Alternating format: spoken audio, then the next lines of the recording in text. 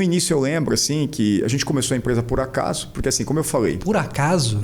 Sabe por quê? Como é que é por acaso? Gente, tô aqui por acaso. Vamos fazer uma empresa? Patrick hoje se considera rico? Olha...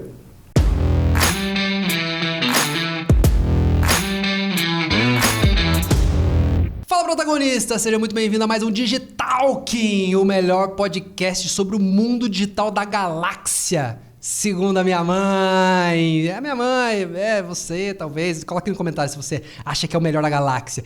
E hoje, no Talk de hoje, a gente vai falar sobre o mundo da tecnologia, do e-commerce, com um cara dos bastidores, que atua há mais de 20 anos na área de tecnologia, é especialista em desenvolver soluções para e-commerce e CEO da N-Shop, o mestre Patrick Lima. E aí, meu amigo, tá bom? Tá tudo ótimo. Tranquilo, tá bem alinhado, tá bonito. Pois é, rapaz. Fez Olha aqui, fez até um... Tá bonito, hein? Tá legal, hein? Momentos especiais como esse, a gente tem que se arrumar um pouquinho, né? Para. Sensacional. Que a gente vai perguntar aqui muitas coisas, mas... Será que dá pra ficar rico criando soluções, softwares, apps, trabalhando como programador, desenvolvedor, com e-commerce, hein? Calma aí, a gente já fala aí. Antes você tem que falar o quê? Falar dos nossos parceiros, né? Olha, eu não sei você, mas eu gosto muito de um café, Patrick. Eu gosto muito de um café. Meu diretor... Gosta de café? Muito. Eu gosto muito de café. Meu amorzinho gosta de café? Demais. Só um pouquinho, né? O Cheirinho Bom, que é um dos nossos parceiros aqui, é a maior e mais premiada rede de cafés especiais do Brasil. Eles são especialistas em proporcionar momentos únicos, criar boas memórias através de sensações e aromas que remetem à melhor lembrança da nossa vida. Sabe aquele cheirinho de café que lembra a casa da vovó? É isso, é disso que a gente tá falando. E não é só café, não. Eles têm uma infinidade de produtos aí, doces, geleia. Gosta de geleia? Doce, pimentas. Adoro. Nossa, eles têm vários tipos de pimentas, uma coisa maravilhosa. Cachaça artesanal, ó, meu diretor já falou, eu quero. Ei, peraí, não vai tomar cachaça e fazer um negócio aí. Vende online? Vende. Opa! Ô, louco. E é um monte de coisa, né? Então clica no link aí pra conhecer o Cheirinho Bom mais perto da sua casa. E se não tiver um mais perto da sua casa, eu sugiro que você corra e abra uma franquia deles, porque daí você vai ganhar um dinheiro muito bom também. O que mais nós temos aqui? Vamos falar agora de uma das maiores plataformas, tá, de afiliados e soluções de pagamentos do Brasil, que é a Monetize, meu amigo Márcio Mota, Fernanda, pessoal maravilhoso da Monetize. Tudo que você precisa para impulsionar suas vendas online, seja um produto físico ou digital, com todas as soluções para o seu negócio, ó, suas vendas decolarem.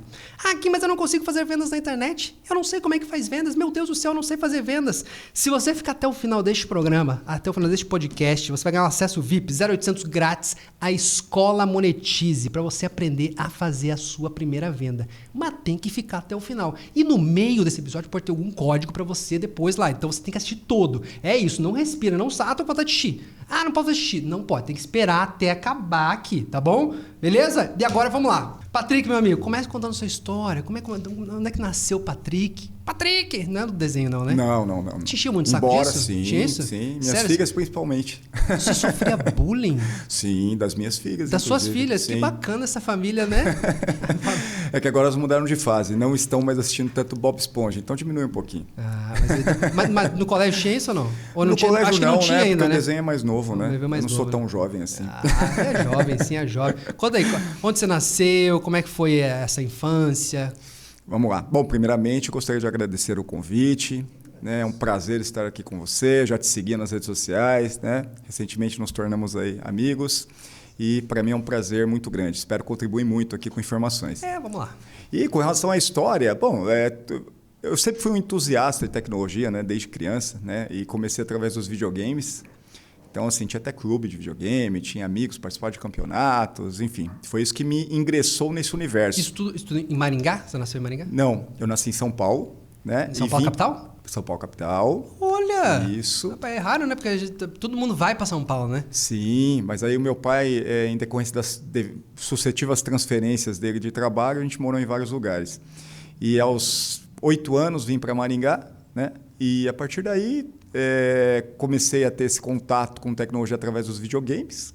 né, na E qual infância. videogame que era na época? Era o que? Nossa, olha, eu comecei Era com telejogo. Não, primeiro com Atari, depois telejogo. Eu tive praticamente todas as plataformas, estou desatualizado há uns 10 anos. Eu gostava do Mega Drive, eu tinha Mega Drive. Nossa, também dava amava. calo. Sonic. Hoje você tá aí, eu sou dos games, com aqueles teclados, com aquelas luzes, aqueles LED, Sim, você não sabe nada. exato. Nós tinha calo no dedo de fazer aqui, ó.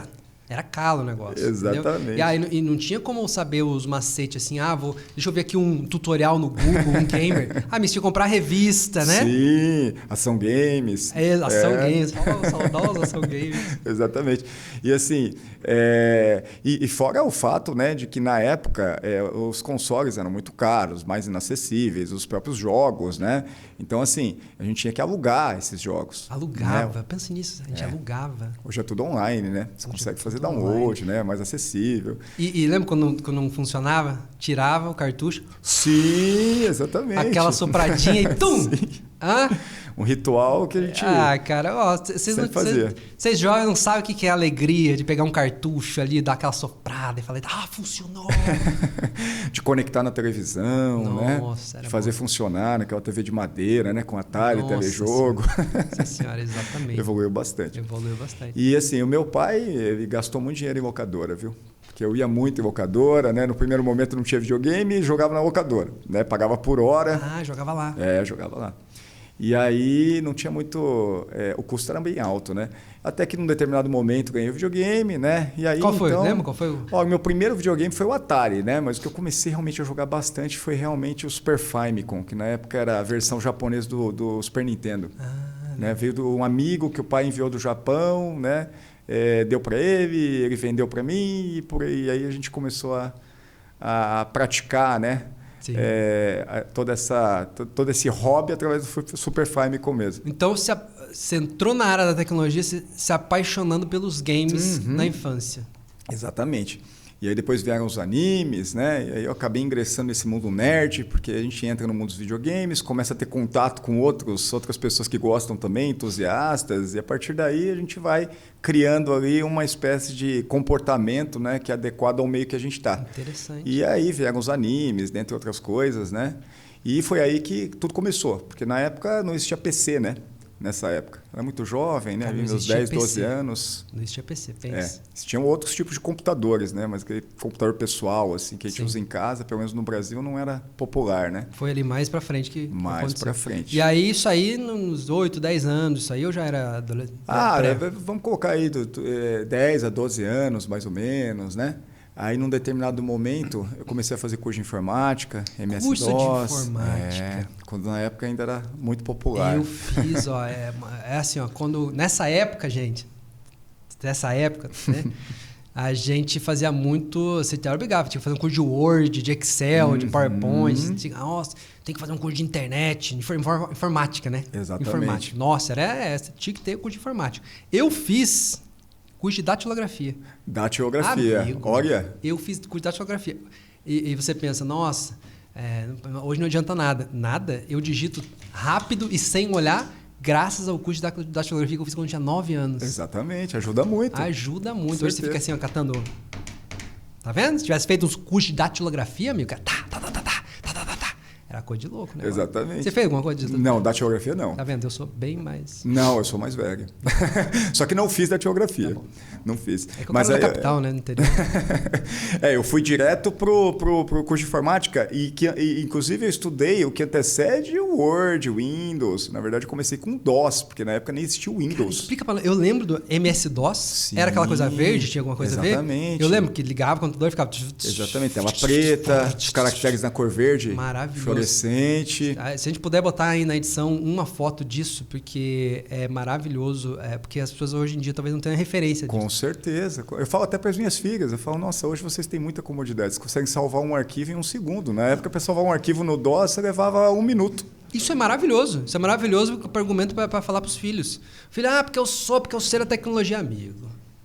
Hoje é fácil, eu quero ver você mexer aqui nessa tela. Com certeza. Hein? Nesse negócio verde com negócio aqui. Aí você ia ver. Você digitava códigos, né? Para fazer cada comando, você tinha que digitar códigos. Para abrir uma pasta, tinha que digitar... Como é que é? Fala. Barra dir, por exemplo. Eu lembro de alguns, né? Barra dir eu lembro. Barra dir era um código. Aí você fez um curso de MS-DOS. Isso, de MS-DOS, que na época era o principal sistema operacional. Eu tinha acho que por volta de uns 13, 14 anos mais ou menos nessa época. Mas você quis ou... Não, eu quis e meus pais me estimularam muito, porque assim, tipo, como... estimularam na chinelada? Não. Como eles viram que eu tinha... Vai fazer um negócio aí, Pia.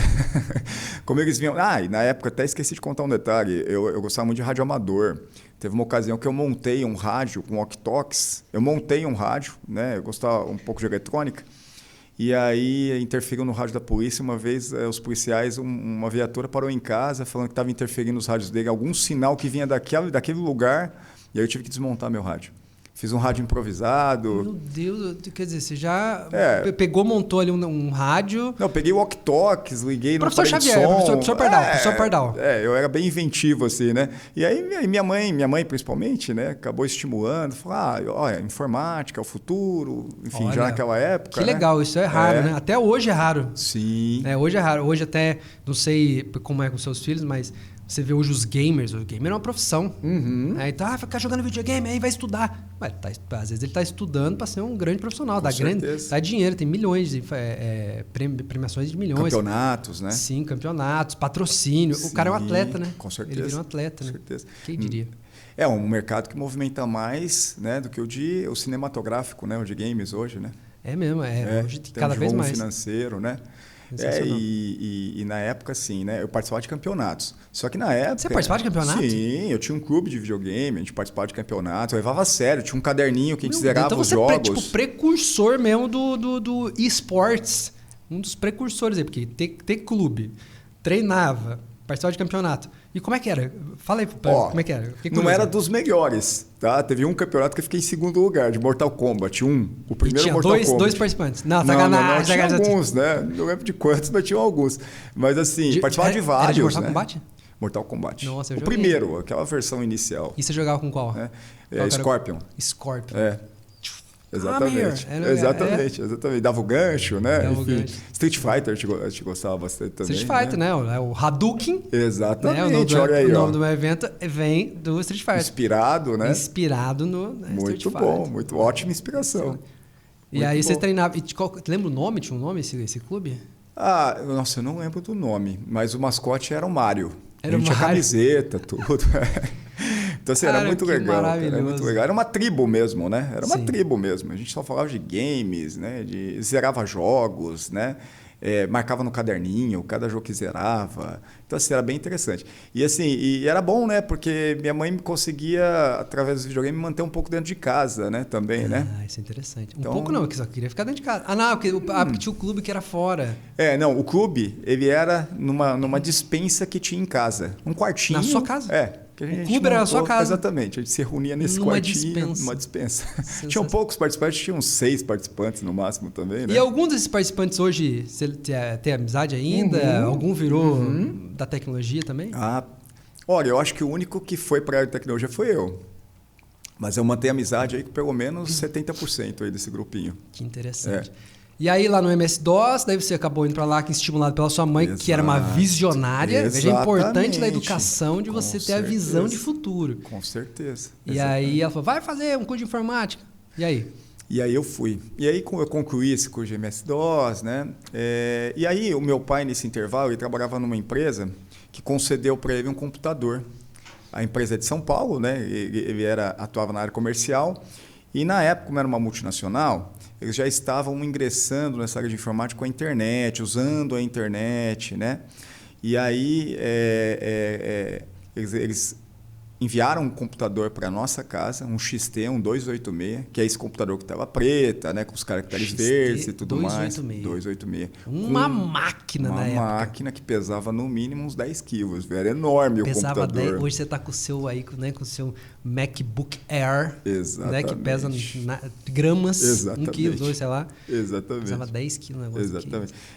Assim, não sei se pesava 10 quilos, né? Mas uma figura de linguagem, mas era bem grande. Era pesado. Era bem grande. Tá bom. E aí tinha lá um monitor, tinha um modem que era maior do que, quase tão grande quanto o monitor, ou maior, muito grande mesmo, né? E aquela conexão de escada, né? Que muitas pessoas aqui... Exatamente. Meu diretor, você é dessa época? Diretor. Esperava meia-noite pra... Exatamente. Era mais barato, né?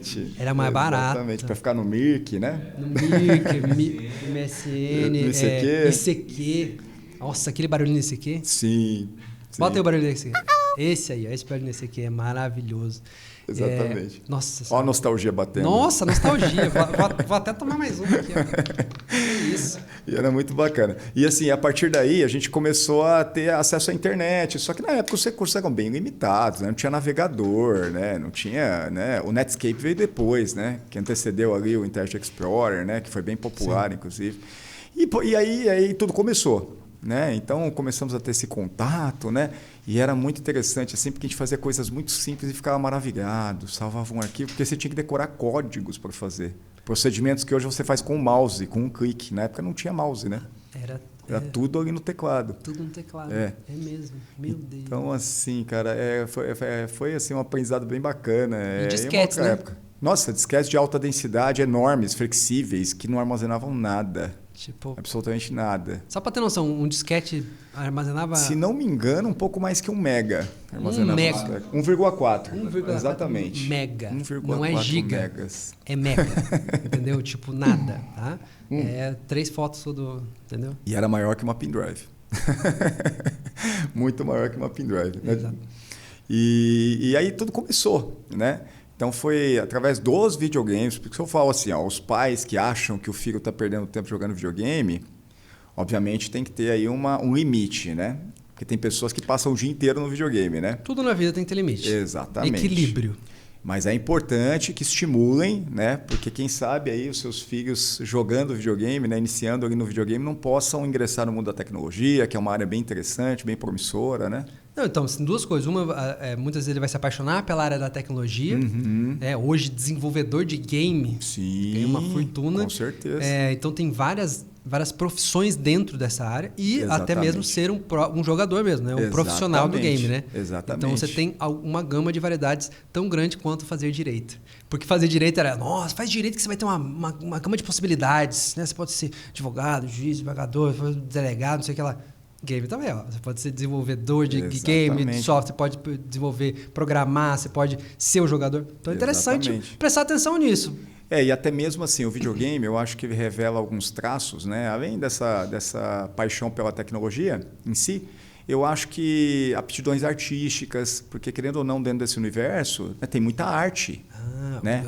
Geek, como é que chama? Se veste de personagem?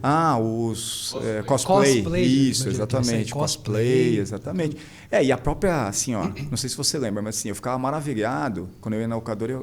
O que chamava muita atenção era a capa do jogo, o desenho que estava na capa, design, né? A logo, né? Toda essa comunicação visual, né? Que revela um lado artístico. Então, para aquele nerd, porque tem vários perfis de nerd, né? Tem aquele que tem perfil para ser programador, tem aquele que tem perfil para desenhar, tem inúmeros, né? Então, hoje, por exemplo, que os jogos são muito em 3D, dentro de uma equipe de desenvolvimento de jogos, tem o designer 3D, tem o designer que desenha o conceito em 2D, para o designer 3D depois modelar, aí tem o designer 3D que faz a parte de renderização, a parte de iluminação. Tem o de experiência, de usabilidade. Exatamente, o UX, né? O UX. De User Experience e por aí vai, né? Muitas profissões dentro. Exatamente. E todas ainda bem escassas, né? Exatamente. Porque dentro desse universo de jogos, por exemplo, quando você abre o jogo, já tem um menu. Então ali já começa a parte de UX, que também é muito relacionada à minha área. Então, você já está lidando com o menu. Então, olha que legal. Hoje, um site ou um e-commerce, basicamente, é um menu de opções, onde a pessoa navega, né? E isso é estabelecido através de um planejamento ali cognitivo, né? Que os designers especialistas nisso, eles além de pensar o design em si, eles pensam em tamanho de botão, eles pensam em tamanho de fonte, né, para inúmeros dispositivos. Tudo isso começou no videogame. Porque a primeira plataforma interativa que tivemos foram os fliperamas, os videogames, né, que nos levou até aqui. Então eu imagino que isso, o videogame, na verdade, tudo isso que a gente vive hoje foi empírico. Nós começamos utilizando o joystick. Hoje nós usamos o mouse. Nós começamos acessando telas e hoje a gente continua acessando telas. E hoje é tão importante essa questão de usabilidade, né, quanto era na época. Porque quando a gente acessava o jogo, tinha as opções, a gente tinha que ir na opção para escolher se era fácil, se era difícil, quantidade de jogadores. Então, tudo isso já estimulou o nosso cérebro a nos adaptarmos à realidade de hoje. Então, no meu caso, assim, a gente fala muito de game no sentido assim, de eu ter entrado nesse mundo de tecnologia e ter também começado um relacionamento com uma tribo, com um grupo que também gostava desse tipo de coisa, e a partir daí a gente só falava sobre isso e coisas relacionadas à tecnologia. Interessante aí, porque geralmente a galera é bem nerd, mais tímida. Você é esse cara, e a importância da tribo. Certamente. Como é que foi isso? Com certeza. A minha juventude sempre foi assim muito introspectiva. Então, eu era aquele cara que gostava muito de ler gibi, né? Era inventivo, gostava de montar coisas, né? Gostava de jogar videogame. Através do videogame, eu comecei a fazer... Não gostava muito de pessoas. Não gostava. Gostava. Não, porque tem às vezes é nerd, tímido, assim, fica ali bem... não gosta muito de se relacionar com... Não, gostava. Mas assim, o fato de ser tímido muitas vezes me levava a não me aproximar pela timidez em si, não porque eu não quisesse. Né? Entendi. Interessante esse dado aí. Não é porque não quer, porque eu não consigo. Exatamente. Porque assim, eu morei em São Paulo, e São Paulo, eu morei num bairro que não era dos mais seguros. Vila Brasilina. Não era dos mais seguros. Então, eu lembro que a gente ficava muito em casa. Eu lembro que eu tinha um amiguinho que era vizinho, que ele vinha em casa brincar. Porque meus pais não me deixavam brincar na rua e tal, né? E em decorrência aí da segurança, né? Sim. Da falta de segurança, na verdade, né? E aí eu acho que isso gerou em mim um comportamento mais introspectivo, de me virar sozinho, né? Porque nessa época eu era uma criança que não me relacionava muito. A partir do momento que eu fui morar num bairro mais seguro, né? Onde eu tinha essa possibilidade, comecei a fazer muitos amigos, né? E o videogame ajudou muito nisso. Porque os amigos iam na minha casa jogar... Eu ia na casa dos amigos, né? Comecei a me envolver com pessoas que tinham os mesmos interesses, né? Porque assim, eu sempre joguei futebol e tudo mais, mas eu nunca tive tanto interesse pelo futebol. Jogava qual posição? Não, eu jogava mal. Jogava como zagueiro, né? Porque zagueirão de fazenda, aquele que dá aquele chutão, vinha pra... Não machucava não, mas assim... Não, eu chutava a bola longe. Também, a gente fala a expressão também. zagueirão de fazenda. Com certeza. Que é aquele que a bola vinha assim pra tirar, ele dá aquele chutão assim, ó, lá na lua. Não era tão perna de pau. Eu jogava razoavelmente, mas não jogava bem pra jogar no ataque, né? Entendi. Mas deveria ter jogado no gol, pela minha altura e tal, Mas enfim, né? Jogava também, eu tinha minhas outras atividades além do videogame, obviamente, não ficava só no videogame, mas eu gostava... Era o quê? O que você fazia mais? Jogava bola, jogava vôlei, né? Enfim... Esses esportes, assim. Esporte de uma maneira geral, né? Andava de skate também. Andava de skate? Também, aí, também. Patrick, que rebelde, assim. Não, que eu era um skatista bonzinho. Embora tivesse cabelo comprido. Os skatistas são maravilhosos, não tem nada a ver. Sim. Mas eu digo assim, geralmente gosta da aventura, de ação. É um perfil mais de adrenalina. Numa determinada fase eu consegui... Eu odeio, quebrei o braço andando de skate. Eu consegui o videogame com skate uma época, né? Que aí Mas assim, não só skate, mas assim, eu gostava de andar de carrinho de rolimã, soltava pipa, enfim, fazia a própria pipa. Aquela infância nos anos 90, show de bola, maravilhosa. Com certeza, maravilhosa. E conciliava com os videogames. Então, assim, é o que eu digo, assim. O videogame pode te levar a atuar na área de tecnologia, que é uma área muito promissora, né? Isso, um recado para os pais. Só que, assim, é importante dosar. Então, assim, apesar de eu gostar muito e amar videogame, eu dedicava 30% do meu tempo a isso. Né? Eu fazia outras coisas também. Isso é muito importante, né? Também. E aí, a partir do videogame, eu comecei a me entrosar mais com as pessoas, comecei a fazer amizades e foi muito legal, porque aí foi desenvolvendo um lado meu, né? Mais social, mais comunicativo, né? Que hoje é importante na minha profissão. Então, ajudou bastante. E aí, do curso de MS-DOS, aí foi... Como é que foi evoluindo aí? Então, depois do curso de MS-DOS, quando eu adquiri esse primeiro computador, eu já comecei a estudar mais em casa, né? Porque até então, era 1, 2 vezes por semana o curso, então a gente não dava para treinar muito. Era tudo... e outra coisa também importante que a gente não mencionou. Na época, era tudo em livros. Então, assim, você tinha que abrir um livro, ver código. Era muito burocrático, assim, sabe? Hoje está muito mais fácil. E principalmente para quem é autodidata, né? Sim. Hoje para quem é autodidata... É maravilhoso. O cara consegue aprender ali na internet. Com certeza. Tranquilo. Com certeza. E aí depois, eu comecei a trabalhar numa locadora de videogames. Olha que bacana. Melhor emprego do mundo. Pois é. Um emprego, menino. Que tal numa locadora de videogames? Então, mas era da minha mãe. Sua mãe também, hein? Sim. Sua mãe, qual é o nome da sua mãe?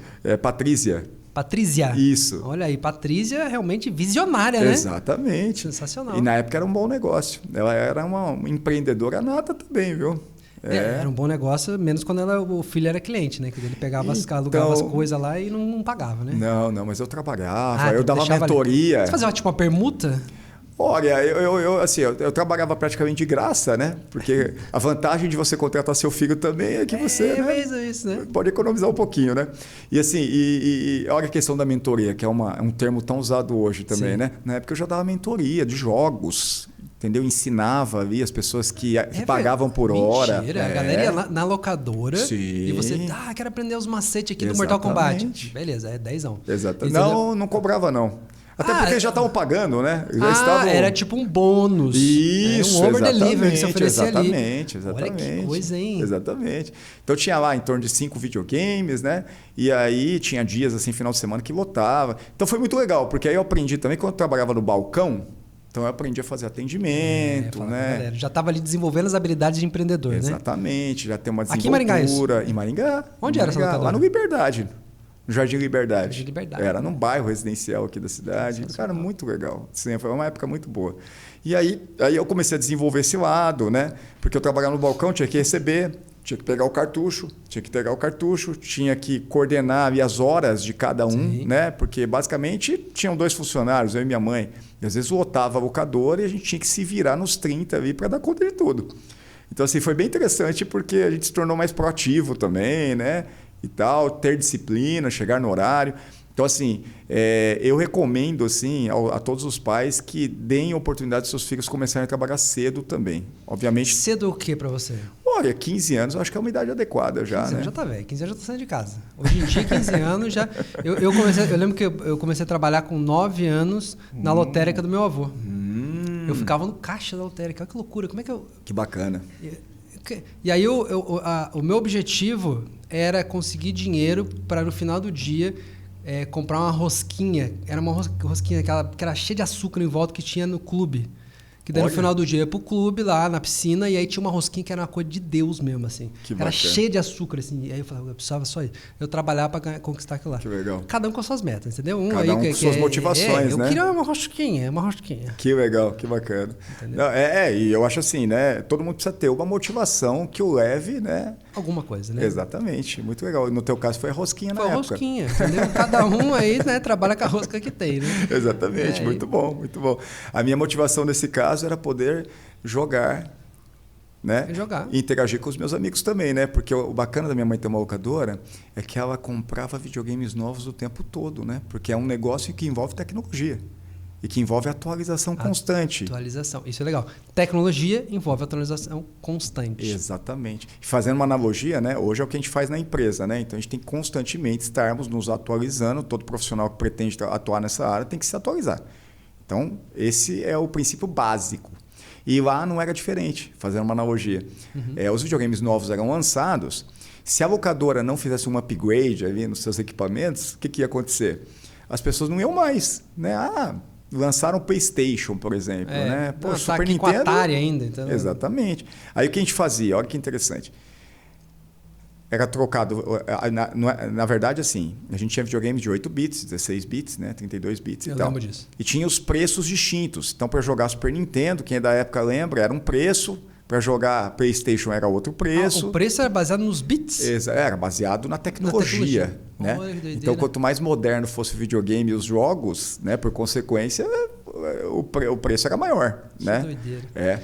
Muito legal. E aí, como é que foi ali? 17 anos, você fez faculdade de... Como é que foi essa fase aí? Saindo? Aí eu fiquei mais ou menos dos 15, um ano mais ou menos trabalhando na locadora. Aí meu pai foi transferido para Santa Catarina, né, o que nos fez... né, para que lugar?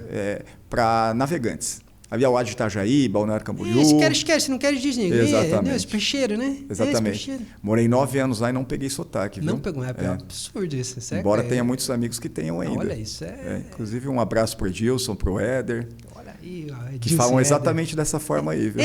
Testou, nego? E testou com bobiça? Exatamente. Mas foi bem bacana também. Santa Catarina é um lugar maravilhoso ali, fiz ótimas amizades que eu levo até hoje. Mais de 20 anos de amizades, assim. Sensacional. E aí lá você mudou, foi para lá, seu pai foi transferido e como é que foi essa adaptação e como é que foi o... Fui para lá. E aí, na época, como a internet não era algo assim tão popular, né? E não existia... Só vê um cheirinho bom aqui para nós, por favor. E aí, pode ir. Como ainda não, a internet não estava tão avançada, né? E a tecnologia de uma maneira geral, né? Hoje a gente se comunica por WhatsApp, por Messenger, chat, etc. Quando eu fui para lá ainda não existiam ainda, as tecnologias de chat ainda não eram muito populares, né? Então esses amigos que eu tinha aqui eu meio que me afastei um pouco, né? A gente não conseguia manter um contato tão intenso, né? O que eu acho que é maravilhoso hoje nas tecnologias, nas redes sociais, né? Você quer um? Não, muito Tá bom. tranquilo. Obrigado. Agora eu vou para a água. Estamos no café aqui. E houve um afastamento, né? Via com menos frequência e tudo mais. Fiz novas amizades lá, obviamente pelo meu padrão comportamental, assim, eu acabei fazendo amigos também que eram nerds, também amigos que eram... Isso né, é interessante. Na comunicação, né? Você falando em comunicação e tudo mais, as pessoas elas têm que entender que elas têm que criar uma conexão por pontos de afinidade. Exatamente. Então não existe assim, não consigo fazer amigos. Você tem que entender quais são as suas características, o que você gosta, e você tem que buscar um grupo que você... né, faça o match hoje em dia, né, para você consiga fazer isso. Exatamente. Então, às vezes, não consigo ter amizade. Quem que gosta disso? Onde é que essas pessoas estão? Vou lá buscar. Exatamente. E lá o problema é o seguinte, eu estava andando muito de skate nessa época também, considerado com videogame. Cheguei lá, não tinha asfalto, era só paralelepípedo. Não tinha uma avenida, uma rua com asfalto para andar de skate. Porque imagina, lá era bem ainda precário, né? Navegantes era bem... Tive que aposentar o skate. Aposentou o skate. O que foi bom, né? Que daí você ficou focado no... Fiquei focado aí mais nos computadores. Já nessa época o videogame já não era algo tão assim, habitual na minha já vida. Fuçava nos computadores, já tentava buscar coisas. Até porque, assim, tem um detalhe importante a ser mencionado. Comecei a trabalhar ali por volta de 17 anos como professor de informática. Ah, olha aí. Então, e olha que coisa interessante. 17 anos já começou a fazer professor. Quer dizer, com uns 15 você dava mentoria de videogame. Pois é. Gratuita. Mentoria gratuita de videogame. Exatamente. Que, inclusive, é uma profissão que talvez não esteja sendo visibilizada. Tem a visão hoje. Você hoje jovem, que sabe mais aí sobre videogame, você pode ensinar outros jovens né, e ganhar um dinheirinho também, né? Pode ser o Patrick é uma alma aí, vai para nosso lar direto. Mas você pode aí, de repente, né, comercializar isso aí. Sim, e tendo inclusive a minha filha mais velha como espectadora, né? Porque ela adora, ela segue vários digital influencers relacionados a gamers. Olha, sensacional. Então, assim, hoje é uma profissão mesmo, né? Muito legal isso. E aí você dava aula de informática com 17 anos, como é que foi isso? Num determinado momento, assim, um pouco antes de entrar para a faculdade, né? Houve um momento assim que para fazer faculdade eu precisava trabalhar, né? Para ajudar a custear ali a própria faculdade. E desde sempre pensei em fazer alguma coisa ligada à informática. Então, na época, tinha processamento de dados, tinha ciência de computação, tinha engenharia de computação. E eu entendi que ciência da computação seria mais adequada, né, ao que eu gostaria de ser, que era programador. Ciência da computação é o curso que forma programador, é isso? O cara que faz né? Hoje tem vários outros. Mas na época eu acho que era... Na época eram 3, né? Era o único que formava processamento de dados também, mas era mais relacionado à parte de banco de dados e tal, né? E o programador, para quem é leigo e não sabe, o que ele faz exatamente? Programa, mas é o quê? Bom, uma forma de resumir o que o programador faz o programador faz com que tudo funcione. Então, se você abre um site, você clica num botão e vai para algum link, isso aí é fruto do trabalho do programador. Existe um JavaScript, não sei o que lá ali por trás. PHP, HTML, jQuery, enfim, hoje tem React, tem várias linguagens de programação, cada qual adequada para uma finalidade, né? Então, na área de jogos se utilizam algumas linguagens de programação, na área de web outras, né? Na área de software de gestão outras e assim por diante, né? Mas o programador basicamente faz a coisa acontecer, ele dá vida àquele corpo. Então, fazendo uma analogia, né? Legal. Ele é a alma que dá vida ao corpo, né? O designer, ele cria o corpo.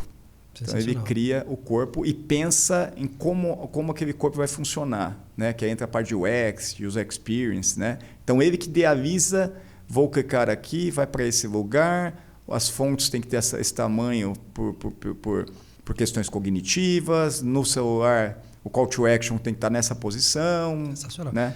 E você terminou a faculdade? Porque Sim. era uma faculdade difícil, né? Difícil. O que aconteceu aí nesse caso? Eu dei início à faculdade... antes disso, consegui um emprego como professor de informática. Então, comecei a atuar nessa área, né? E foi uma situação inusitada, porque assim, Eu era tímido, eu não era tímido a ponto de não me relacionar bem com as pessoas, mas tímido a ponto de estar em frente a uma sala de aula com vários alunos, eu era. Entendi. Eu tinha assim, uma dificuldade muito grande de falar em público, né, para um grupo aí grande de pessoas. Né? Individualmente, tranquilo. Agora, para um grupo era complicado. E aí, um amigo comentou que tinha surgido uma vaga numa rede de escolas de informática, né, ali de Santa Catarina. E aí, eu marquei uma entrevista, fui conversar com o proprietário, inclusive, né, dessa empresa, o senhor Antônio. Ah, grande senhor Antônio. Grande senhor Antônio. E aí ele conversou muito comigo. A primeira coisa que ele falou de fato, você tem assim um estereótipo adequado para ser professor. Você tem cara de professor. Tem cara de professor mesmo. Você poderia fazer o professor do La Casa de Papel. Olha aí. Inclusive, escondi meu óculos aqui no bolso para não sofrer esse bullying, inclusive, viu? Que já sofri algumas vezes. E aí, pô, isso aí já me deixou envaidecido, né? Falei, pô, que legal, tal. Sempre admirei a profissão de professor. Aí falou, só que é o seguinte, era uma sexta-feira. Você tem possibilidade de começar na segunda? E aí tem um ponto. O único curso de informática que eu fiz até então era o de MS-DOS. Todo o meu treinamento de Windows, que na época era Windows, Word, Excel, sim, né? Sim. Ele tinha sido feito em casa. Então, assim, eu já tinha um 386, um computador ali, né, razoável, já com Windows 95. Então, ali eu praticava. Né? Só que eu não fiz um curso. Então, eu não conhecia, né, os recursos profundos de cada software. Né? Então, assim, ele falou, olha, na segunda-feira você tem aula de o Word, tem uma turma que você vai ensinar o Word e uma outra turma que você vai ensinar Excel. Eu nunca tinha aberto o Excel na minha vida. Meu Deus. E aí? Aí, ó, uma dica, tá? Fica a dica. Deu um frio na barriga. Eu pensei, será que estou preparado? Obviamente não estava, tá? Se você, para começar qualquer coisa, pensar, só vou começar quando eu estiver especialista nisso, você não começa nada. E nesse caso, especificamente, eu fiquei com medo. Falei, bom, Windows, ok, né? Dá para levar, embora eu tinha ciência de que eu não conhecia todos os recursos. Mas falei, vamos levando. Agora, Excel, que eu nunca abri esse software. Eu falei, mas eu vou encarar. Ele me deu alguns livros, porque as turmas estavam começando. Ele me deu alguns livros, eu passei o final de semana estudando esses livros. Na época não tinha YouTube, tá, pessoal? Para você acessar tutorial nem nada. Né? Apesar de já existir ali o Internet Explorer, a gente ia poder fazer algumas pesquisas na internet, existiam sites estáticos com textos, eram poucos sites, inclusive, que existiam na época, né? Muito menos sites que estavam relacionados a tutoriais. A maioria dos sites da época eram corporativos, sites de empresas. Né? Hoje tem aí almas muito boas, né? Que criam tutoriais, que dão dicas. Né? Como você, por exemplo, que dá dicas de marketing, né? Que traz todo um conhecimento, né? Ali mais mastigado, né? Mais didático. Exatamente, para a galera já conseguir entender mais rápido, né? Porque a coisa acelerou, né? E aí você pegou, passou a madrugada estudando Excel e aí como é que chegou lá e falou, pessoal... Cara... Aí eu tive 2 desafios. Acordei, fui para aula com aquele frio na barriga. Falei, nossa, como é que eu vou me sair? E aí, passou o dia, primeira aula, tranquilo, não fizeram muitas perguntas que não diziam respeito ao que eu não sabia. Porque eu fiquei com medo assim, né? Se perguntarem algo mais avançado, como é que vai ficar? Né? Primeiras aulas ali da parte da manhã, tudo tranquilo. Na parte da tarde, que foram os treinamentos de Excel, porque eu peguei o conteúdo programático da aula em si, né? Falei, vou estudar isso aqui e vou ensinar isso. Quando eu entrei na sala de aula, bateu aquele nervosismo, não tinha o hábito de falar em público nem nada, né? Mas aí depois de 15 minutos, foi tranquilo. Então, a cada aula, os primeiros 15 minutos, aquele frio na barriga. E o pessoal gostou? O pessoal... Olha, não sei se das primeiras aulas, mas no decorrer ali do tempo, né, tinha muitos alunos que, assim, quando passavam de um módulo para outro, eles perguntavam, professor, vai ser o Patrick? Se for, eu quero fazer. Se não for, eu não quero. Isso mais de um ano depois, né? Entendi. Depois eu me tornei um bom professor. E aí, no início, né, superei esses obstáculos, só que na parte da tarde, teve um aluno que perguntou algo que estava relacionado, tipo, à terceira aula. Você falou, olha, não cheguei na parte do livro ainda, amigo. Não, eu não podia fazer isso, né?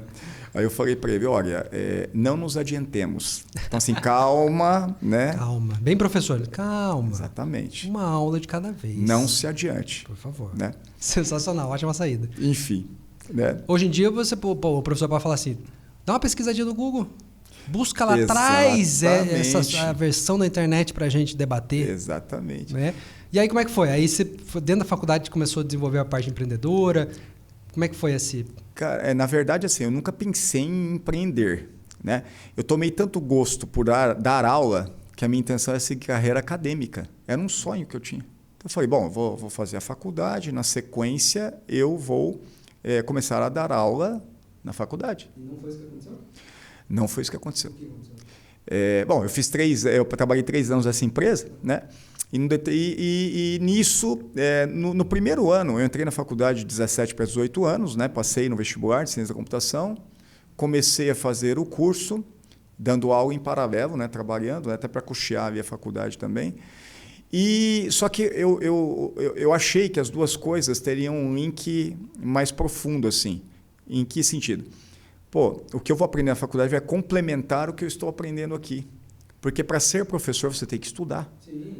Então me obrigou a estudar mais para poder dar uma aula melhor para os meus alunos. Então foi muito bom, cara. E aí o que aconteceu? Eu percebi que em muitos casos eu sabia mais que os próprios professores da faculdade. Eita, nós. Então essa situação... Esse é o conceito real de nerd. Sim. Só que essa situação que eu fiz os meus alunos passarem, exemplo, essa situação específica aí, olha, eu não sei esse conteúdo, obviamente eu me preparava a cada aula, né? E com o tempo, depois de um ano, eu já estava bem aprofundado com relação a todos os temas.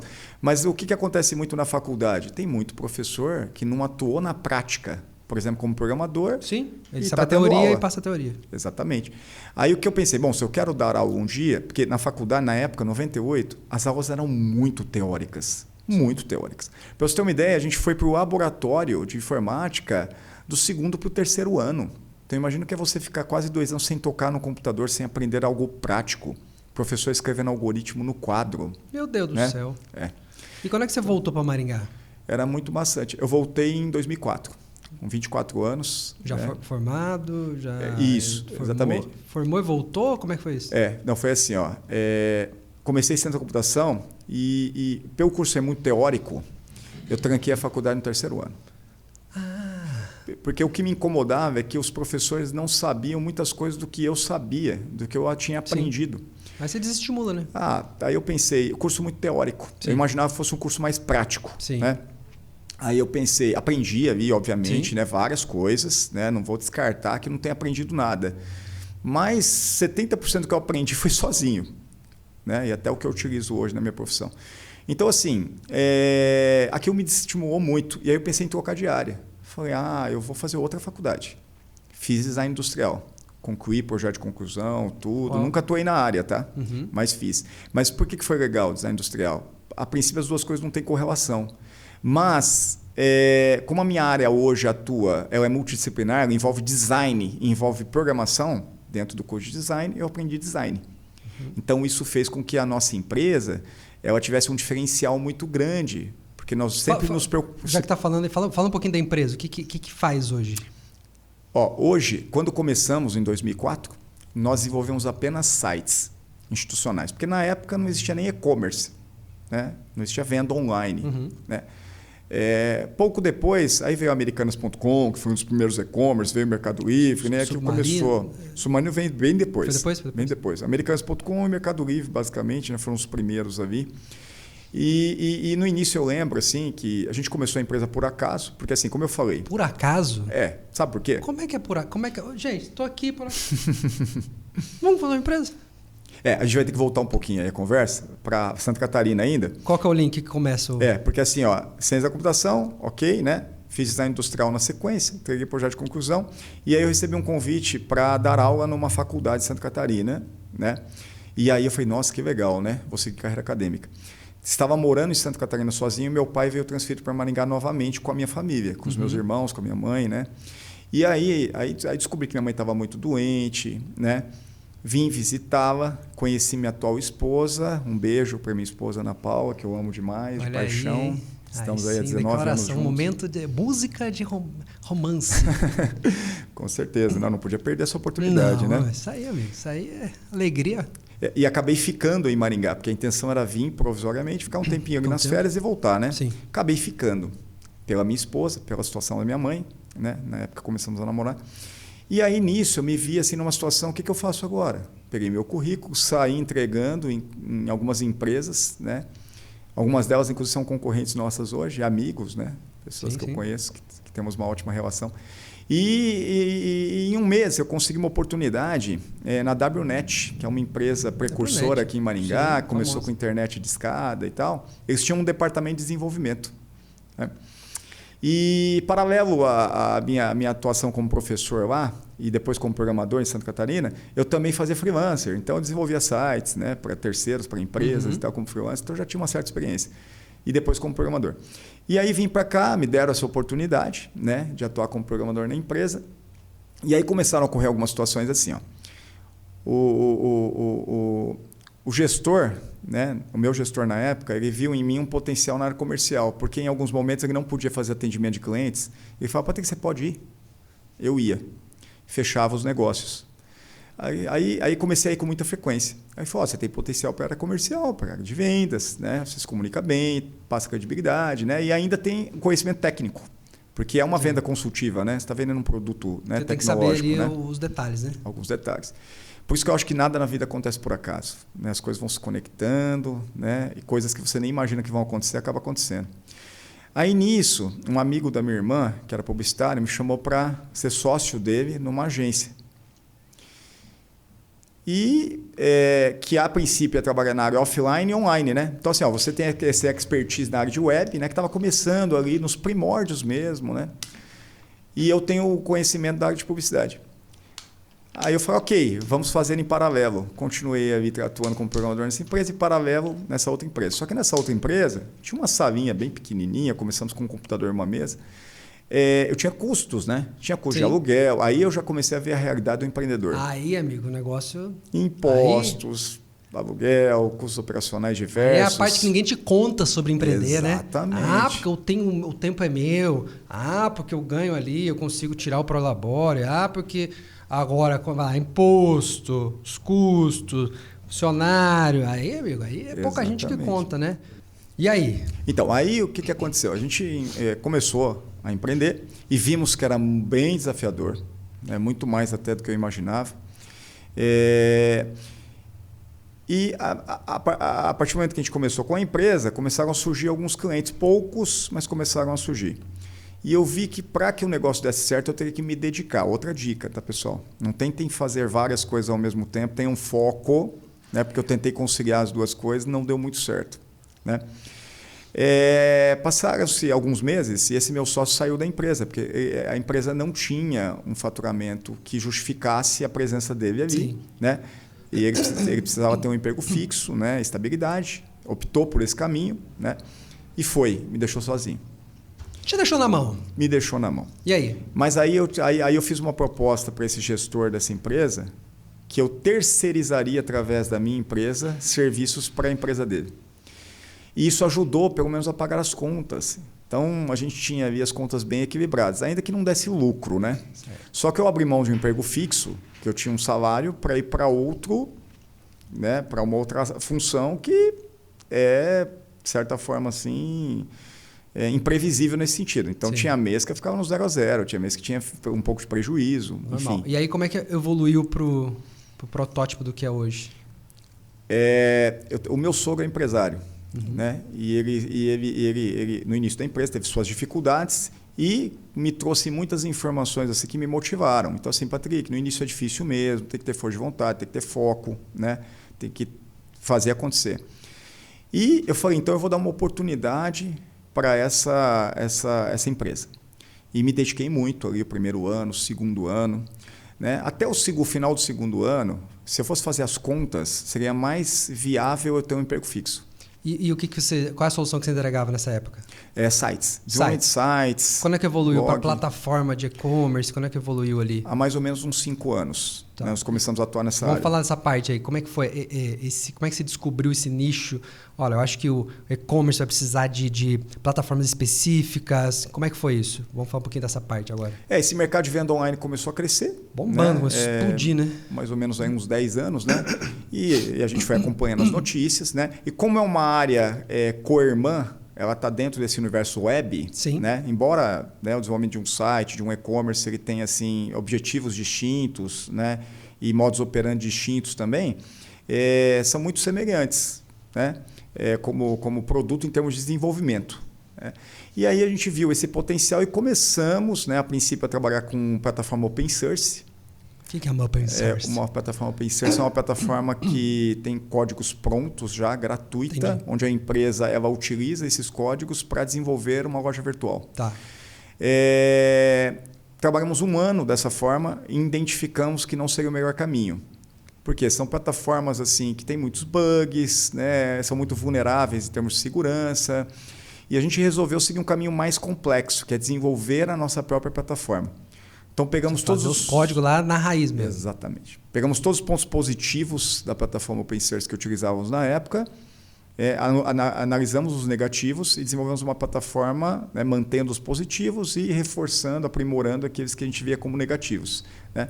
E há mais ou menos uns 4 anos, né, lançamos o N-Shop, que é essa plataforma de e-commerce multissetorial com várias soluções, né, que atende desde pequenas empresas até empresas de médio porte. Né, empresas com volumes aí de vendas até 10, 15 milhões mais ou menos. Então é uma plataforma voltada para esse nicho de mercado. Agora eu tenho que te perguntar, que eu falei no começo lá, e aí, dá dinheiro? O cara consegue ganhar dinheiro aí sendo programador, sendo desenvolvedor, criando soluções web? Sim, com certeza. Tanto é que se pegarmos a lista aí dos maiores bilionários do mundo, a gente vai ver que boa parte deles atuam na área de tecnologia. Bill Gates, Steve Jobs, né, e assim por diante. Embora assim, a área de tecnologia ela seja muito multifacetada, né? Então, temos aí empreendedores da área que são proprietários de software houses, né, de empresas de desenvolvimento, que aí tem diversas, tem desde agências web, agências de desenvolvimento de plataforma de e-commerce, né, agências de RP e por aí vai, né? Até empreendedores da área de games também, que envolve tecnologia, né, redes sociais e por aí vai. O universo é bem amplo, né? Especificamente na minha área, né, muito... além de ser uma área assim, muito recompensadora no sentido da contribuição que a gente traz para a sociedade com os produtos, também é uma área muito versátil. Então, para quem é versátil, tem esse perfil, é uma área bem interessante porque você tem que estar sempre se atualizando e ainda paralelo a isso é uma área que remunera muito bem também. Tá? A área de tecnologia, não só no sentido de ser funcionário ou empreendedor, né, de uma maneira geral, é uma área que remunera bem acima da média. Né? É lógico que assim, é uma área bem desafiadora. Ela te remunera muito bem, de uma maneira geral, e até acima da média. Lógico que, como todas as outras, ela enriquece uma pequena fração, né, porque toda área te dá a possibilidade de ter ascensão financeira. Né? A tecnologia é uma delas. Patrick hoje se considera rico? Olha, sim. Eu posso dizer que sim, né? Dada a realidade que vive hoje o nosso país, né? E a condição que a maioria das pessoas vive, sim. Né? Mas o meu objetivo principal não era esse, foi uma consequência, na verdade. Isso é interessante. Geralmente, as pessoas que... Não geralmente, mas muitas pessoas que conseguem construir fortuna, elas não estavam pensando naquilo, elas estavam fazendo porque focada em resolver a solução, o problema, o cliente, ou por gostar muito daquela área e ficar lá focada, obsessiva em desenvolver, e acaba que o dinheiro vira consequência, né? Exatamente. O Patrick de 15 anos, quando dava mentoria de games, se ele fala, olhando hoje, o Patrick de 42, tá onde eu imaginava? Você imaginava que ia estar por aí? Na verdade, para ser sincero, eu acho que eu superei as expectativas que tinha com 15 anos, viu? Eu não imaginaria que em todos os aspectos da minha vida, né? Não só profissional, mas pessoal também, não imaginaria que hoje a minha vida estaria tão boa. Sensacional, né? Com seus desafios, como qualquer, né, a vida de todo mundo, né? Mas uma vida assim repleta de realizações, né, complementares, né, tanto pessoais quanto profissionais. Sensacional. E qual é a sua visão aí para o mercado de e-commerce para os próximos anos aí? Porque, como eu estou falando de tecnologia, a gente fala hoje, claro, e-commerce, mais digital, tudo que envolve isso vai crescer muito. Mas pode ser que daqui 2 anos seja tudo diferente. As redes sociais que estão aí bombando não são as mesmas, o sistema pode ter mudado. Como é que você vê esse futuro aí? O futuro a gente já consegue ver agora, inclusive, principalmente na China. A China tem desenvolvido aplicações assim que envolvem essa parte de e-commerce assim, muito inovadoras, extremamente inovadoras. Então, assim, porque hoje as pessoas, quando pensam em e-commerce, no Brasil principalmente, a gente está ainda engatinhando, sabe? Tecnologias que são ligadas ao e-commerce tradicional, hoje o Brasil possui empresas com tecnologias tão avançadas quanto empresas americanas, japonesas e por aí vai. Porém, o Brasil ainda está muito focado em tecnologias onde o usuário ele compra através de uma tela de computador ou através do seu smartphone, né? Que são produtos embrionários que são relacionados a esse universo de e-commerce. O e-commerce é muito mais do que isso. Uma compra que você faz através do celular é uma compra online. Uma compra que você faz através de um óculos de realidade virtual é uma compra online. Uma compra que você faz através do universo do metaverso, né, que agora está se tornando uma tendência também. O Web 3.0 aí, metaverso, NFT, criptomoeda, muita coisa aí que vai mudar o jogo, né? Exatamente. E isso já é fato em alguns países do mundo, como Estados Unidos, como China. Então, hoje, por exemplo, na China, você tem a possibilidade de comprar um carro, né, através de uma espécie de vending machine de carros, onde existe uma plataforma. Você bota um óculos, entra no carro, experimenta o carro. Também. Né? Mas assim, a nível prático hoje, que está se praticando muito lá, né? Além da realidade aumentada, né? Você tem uma plataforma onde você vai lá, quer fazer o test drive, você escolhe o carro, a plataforma desce, você sai com o carro, não tem um vendedor fazendo atendimento nem nada, e depois a compra ocorre de forma totalmente automatizada. Tudo automatizado, sem a participação ali de um ser humano no processo. Olha aí. E também no Brasil... Você acha que esse é o futuro? Essas profissões que são ali, assessora, que está ali só para botar a pessoa dentro do negócio ali, os intermediários vão acabar sumindo essas profissões, Com certeza. Não a curto prazo, né? Principalmente no Brasil. Mas eu vejo aí para 10 a 20 anos isso acontecer. E aí tem o que você acabou de mencionar também, né? A realidade aumentada, onde você tem possibilidade de fazer um test drive, né? De forma virtual, né? E com o metaverso, então, isso vai se tornar cada vez mais habitual, né? Hoje no Brasil já se compra carro online também. Você pode entrar num e-commerce da montadora, montar o carro, mas se compra da maneira tradicional, como se compra no Mercado Livre, como se você precisa de um PC. Né? A tecnologia está avançando em vários sentidos. Então, no futuro, nós seremos uma espécie de ciborgue, onde teremos dispositivos, relógios, óculos que vão nos colocar... Você viu que já tem uma lente doida de nanotecnologia lá, que tem várias coisas que você consegue ver. Lembra o nome da pessoa, você começa a cadastrar várias coisas. Então, você consegue... Nunca mais vai esquecer o nome de uma pessoa, de onde você vê. Eu te conheço de onde? Vai estar aparecendo a imagem, as informações da pessoa. É maravilhoso isso. Para você que não lembra o nome das pessoas, hein? Olha aí, que coisa maravilhosa. É maravilhoso. Sensacional. E tem uma experiência muito legal que eu vi, que acho que é um mercado já que você consegue fazer as compras de casa, você bota o óculos e você vai andando pela prateleira e vai pegando mesmo. No Japão, você, por exemplo, você coloca um óculos de realidade virtual e você olha o produto e já aparecem inúmeras informações sobre aquele produto, nutricionais, validade, dentre várias outras, né?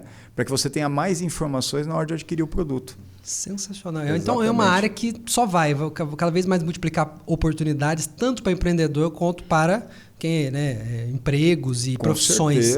Com certeza. Então você vai dar 3 dicas para quem quer começar nessa área de tecnologia. Mas não agora, segura aí. Segura aí, que agora eu vou falar cheirinho bom. Quero saber como é que é esse cheirinho bom, todos esses produtos, mais de 150 produtos aí. Quero ter esse café na minha casa, não sei o que lá, como é que faz? Clica no link aí e entra em contato com a galera lá, vai no e-commerce, já pede para chegar em casa. Quem quer ter uma franquia da cheirinho bom, fala lá com a galera também, porque é bem rentável, bem incrível. E para você que quer aprender a fazer suas primeiras vendas na internet, para você que quer aprender a fazer suas primeiras vendas ali na internet, vender coisa através do marketing digital, através dessas estratégias, eu sugiro que você clique aqui no botão ou no link que tem aí e vá para a Escola Monetize. VIP 0800 grátis aí para você aprender a comercializar os produtos que eles vendem na plataforma, tá beleza? E agora vamos lá, 3 dicas. 3 dicas. Para quem quer começar, o cara fala, nossa, eu amei, eu gosto de videogame, eu gosto dessa área de tecnologia, mas eu não sei muito bem por onde começar, eu preciso realmente fazer uma faculdade, eu posso ser um autodidata hoje em dia? Como é que funciona? 3 dicas aí. Vamos lá, então. A primeira dica é estude muito, porque a área de tecnologia exige isso. Então, assim, como ela é multifacetada, né, tem vários nichos, é importante que você estude em qual área da tecnologia você quer atuar. E é uma escolha importante, você vai passar a vida trabalhando nessa área, a princípio, né? Então, assim, tem área de games, tem área de web, tem área de software, RP, de gestão, enfim, até metaverso e por aí vai, né? E mesmo que você não tenha habilidades para ser programador, você pode atuar também na área de tecnologia. Né? Porque dentro da área de tecnologia, você pode ser um designer, você pode ser um modelador 3D, você pode fazer N coisas, atuar na área de marketing digital. Tem muitas áreas, muitas possibilidades. Exatamente. Então a primeira dica é: estude e não fique refém do que se aprende só na faculdade, tá, pessoal? Porque assim, boa parte do que eu aprendi, 70% no mínimo, foi sozinho, sendo autodidata. E hoje temos a internet, o YouTube, temos canais como o do Kim, que fala de marketing, para quem quer atuar nessa área. Tem muita por aí coisa. vai, né? E essa é a primeira dica. A segunda dica é seja persistente. Isso é muito importante. Né? Está diretamente ligado a uma capacidade que eu julgo muito importante para o empreendedor, que é ser resiliente. Porque você vai ter inúmeros desafios. Né? Eu não saí da faculdade sabendo gestão, contabilidade, tive que aprender muitas coisas, né, para poder manter a minha empresa ativa. Né? Então, além das coisas inerentes à minha área, tive que aprender outras coisas também. Então, assim, seja persistente associado ao estudo, né, da primeira parte que falei. E a terceira dica desenvolva tenha um propósito que vá além de ganhar dinheiro. Então, assim, desenvolva boas soluções para os seus clientes, efetue um bom atendimento. Uma coisa muito importante, assim, hoje a área de tecnologia ela tá muito ruim no sentido de humanização. Então, as empresas não estão muito preocupadas com a humanização. Tanto da porta para dentro como da porta para fora. Exatamente. Né? Tanto em termos dos funcionários, da cultura da empresa, quanto na parte de comunicação com o público. Não está humanizado, né? Não pensa na galera mesmo. Então, assim, uma empresa tem que ter um propósito que vá além de ganhar dinheiro, que é o quê? Atender bem os seus clientes, desenvolver soluções que superem as expectativas de preferência, né? Porque dessa forma você vai se manter muito tempo no mercado, mesmo não sendo uma grande empresa. Então, assim, a minha empresa não é uma empresa grande, é uma empresa de pequeno para médio porte. Porém, nós desenvolvemos inúmeros trabalhos e soluções, e a solução não se refere só ao software que a gente entrega, mas o atendimento, né, e tudo que envolve esse contexto, de uma maneira superior hoje à de muitas grandes empresas que estão mais preocupadas com lucratividade, né, do que atender o cliente dentro das expectativas dele. Embora seja pequeno, tem que pensar grande, né? Tem que modelar os grandes e tem que senão até não acaba crescendo. Né? Exatamente. Meu amigo, sensacional, muito obrigado. A gente poderia ficar aqui horas falando sobre isso, né? Terão novas oportunidades. Deixa um recado pra galera aí, suas redes sociais, onde é que a galera te encontra? Bom, pessoal, caso queiram seguir as minhas redes sociais, podem acessar no Instagram Patrick Lima, também no Facebook, mesmo nome, né? Ou as redes sociais da empresa, @nshop, né? Estamos à disposição aí, caso vocês precisem dos nossos serviços, né? Ou até mesmo conversarem aí e quererem alguma dica aí desse mundo de empreendedorismo, né? Eu acho que eu posso contribuir com a minha história de vida nesse sentido também. Sensacional, agradecer aqui ao Estúdio Faz, estúdio maravilhoso aqui, né? Eu falo que deixa os estúdios Flows no chinelo, né, meu diretor? O Valério aqui é diretor de cinema, coisa sensacional. Se inscreve no canal para saber tudo sobre o mundo digital, para essas conversas maravilhosas, né? Segue a gente na rede social. E a gente se vê aonde? No próximo Digitalking.